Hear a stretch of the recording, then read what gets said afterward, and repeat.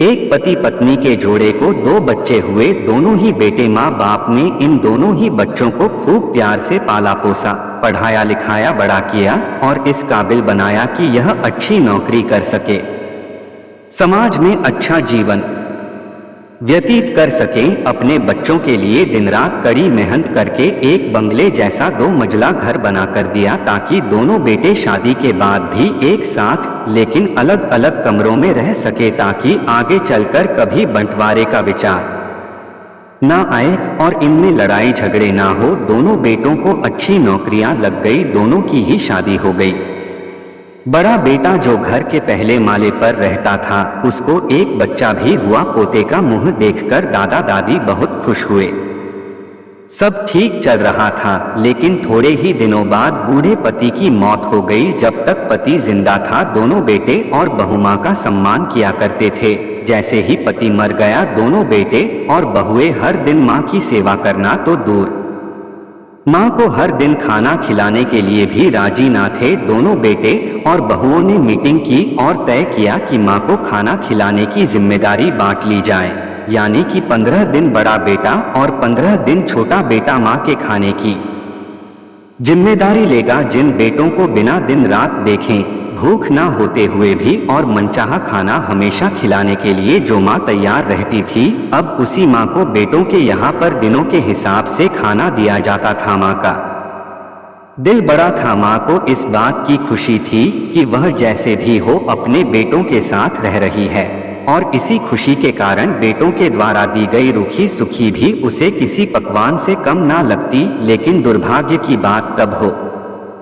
जाती जब किसी महीने में 31 दिन आ जाते और उस एक दिन माँ को भूखा ही रहना पड़ता। एक बार जब बड़े बेटे के यहाँ 15 दिनों तक खाना खाने के बारी चल रही थी, तब बड़ा बेटा अपनी बीवी और बच्चे के साथ कहीं बाहर किसी फंक्शन में जा रहा था। बड़े बहू ने माँ से कहा, माँ जी, आज खाना नहीं बनाया है, हम बाहर जा रहे हैं, वहीं खाएंगे, आप अपने लिए कुछ पका लेना और खा लेना। बूढ़ी माँ ने कहा, लेकिन बेटा मुझे तो गैस चलाना नहीं आता। बहू ने कहा, तो फिर ऐसा कीजिए कि पास वाले मंदिर में भंडारा लगता है, आप वहीं पर जाकर खा लीजिए, तो आपको गैस चलाने की जरूरत ही नहीं पड़ेगी। पास में ही खड़ा बेटा और पोता यह सब सुन रहे थे, लेकिन कोई कुछ ना बोला। बूढ़ी माँ को भूखा ही छोड़ बेटा और बहू फंक्शन में निकल गए। माँ को थोड़ा दुख तो हुआ, लेकिन फिर अपने आप को यह सोचकर मना लिया, ठीक ही तो है, कभी कभी बहू को भी घर के काम से आराम मिलना चाहिए और भगवान का भंडारा खाने का सौभाग्य किस्मत वालों को ही तो मिलता है। माँ खुशी खुशी मंदिर में जाकर भंडारा खा आई। कुछ दिन ऐसे ही बीत गए। एक दिन बड़े बेटे को छुट्टी थी। बेटा, बहू और उनका बच्चा अपने घर में साथ में समय बिता रहे थे। माँ बाप छोटे बच्चे को पूछ रहे थे कि वह बड़ा होकर क्या बनना चाहता है और क्या करना चाहता है।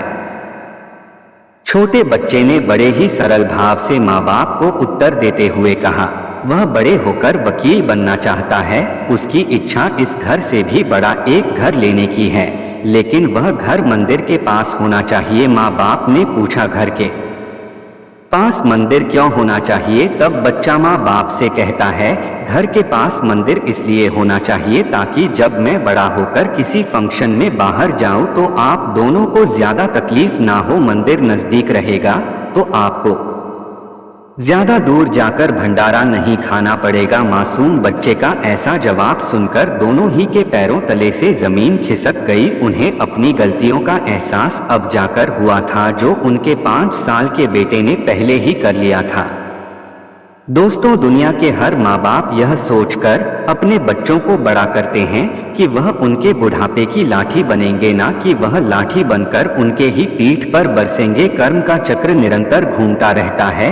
दोस्तों, आज जो तुम दूसरों के साथ कर रहे हो, आगे चलकर तुम्हारे साथ वही होगा, यह तय है। इसलिए हमेशा याद रखो कि दूसरों के साथ वैसा ही बर्ताव करो जैसा तुम चाहते हो कि बाकी लोग तुम्हारे साथ करें। मैं जानता हूँ दोस्तों, यह कि भावुक करने वाली इस कहानी सुनकर आप भी भावुक हो गए हैं, लेकिन इस कहानी को लिखने का उद्देश्य आपको भावुक करना नहीं था, बल्कि लोगों तक यह संदेश पहुंचाना था कि हमारे भारतवर्ष में जिन माँ बाप को भगवान का रूप कहा गया है, उनके साथ आजकल जैसा व्यवहार हो रहा है वह नहीं होना चाहिए। उम्मीद करता हूँ ये कहानी सुनने में अच्छा लगा होगा। अच्छा लगा हो तो लाइक शेयर करना ना भूले। इस कहानी में क्या राय है कमेंट में बताइए।